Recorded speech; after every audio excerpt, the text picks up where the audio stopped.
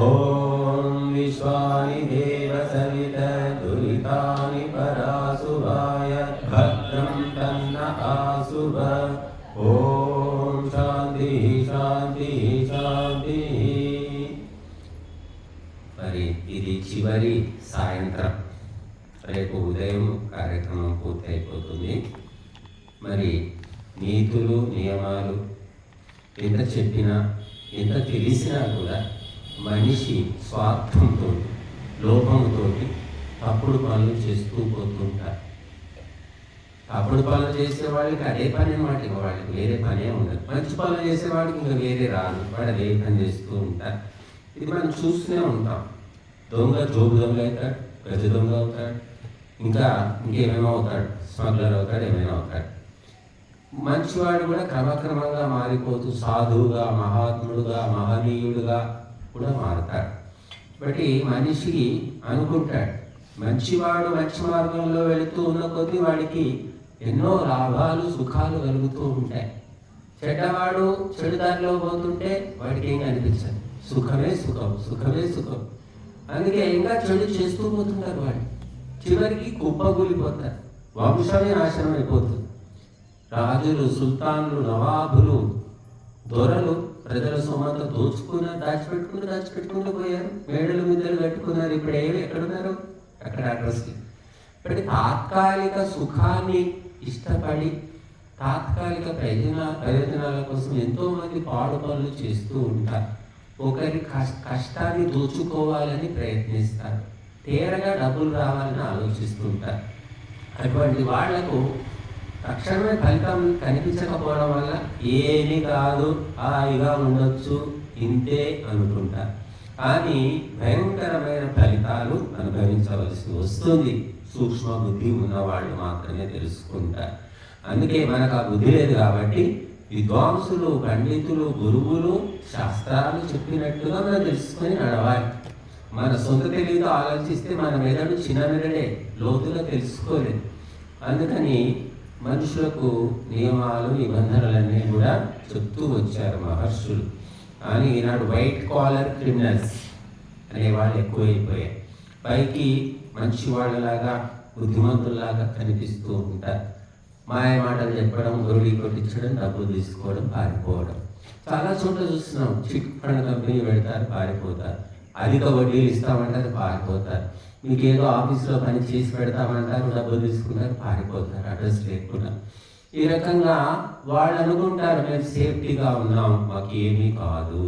కానీ భగవంతుని యొక్క న్యాయ పాశాలు విశ్వమంతా విస్తరించి ఉన్నాయి. గరిక తిన్న గాడిద చెడిపోతుంది, కానీ గరిక చెడిపోదు, మళ్ళీ మొలుస్తూనే ఉంటుంది.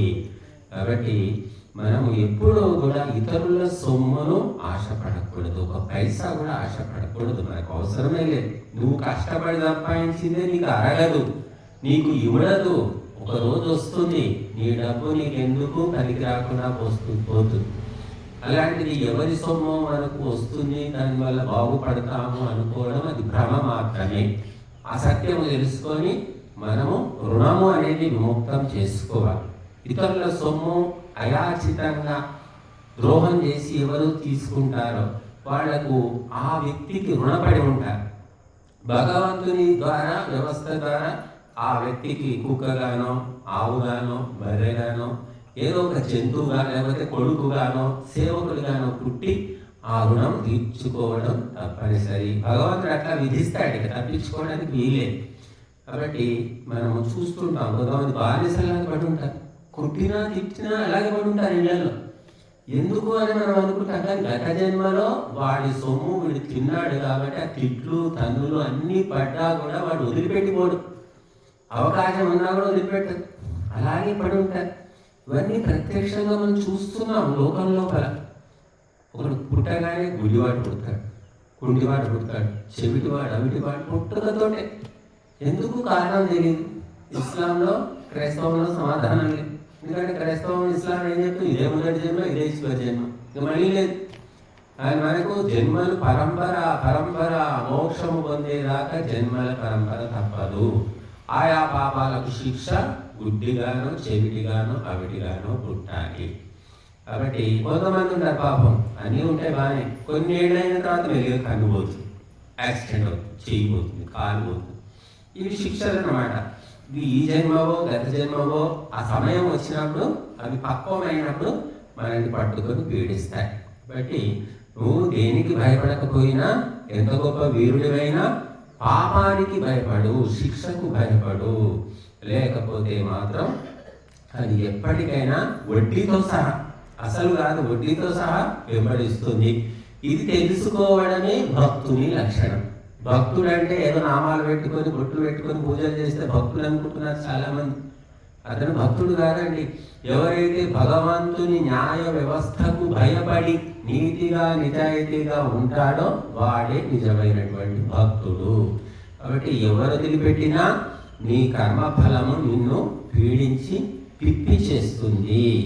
మనం చూస్తూ ఉంటాం, కొంతమంది కుష్ఠరోగం వచ్చి చేతులు కాళ్ళు మొత్తం తినేసి ఉంటాయి పురుగులు, ఇలా ఉంటారు పాపం. ఏది పట్టుకోవడం రా, దగ్గరికి ఒక మనిషి కూడా అతను ఆ బండి ఏదో చెక్క బండిలో ఇలా పాక్కుంటూ పోతుంటాడు. ఏం పాపం చేశాడు అంటే మన ఊహకు అందరూ ఏ పాపం చేయకుండా శిక్షలు అయితే ఇవ్వడు భగవంతుడు.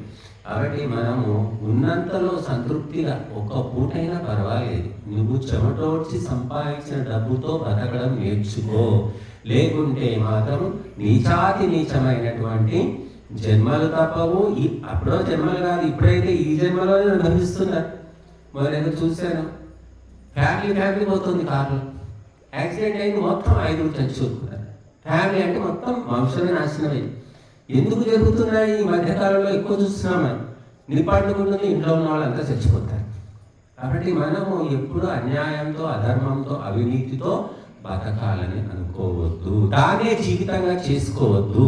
చేసుకుంటే మాత్రం సర్వనాశనము తప్పదు. ఒకరి కష్టాన్ని దోచుకోవడం కంటే పాపము ఇంకేమీ లేదు.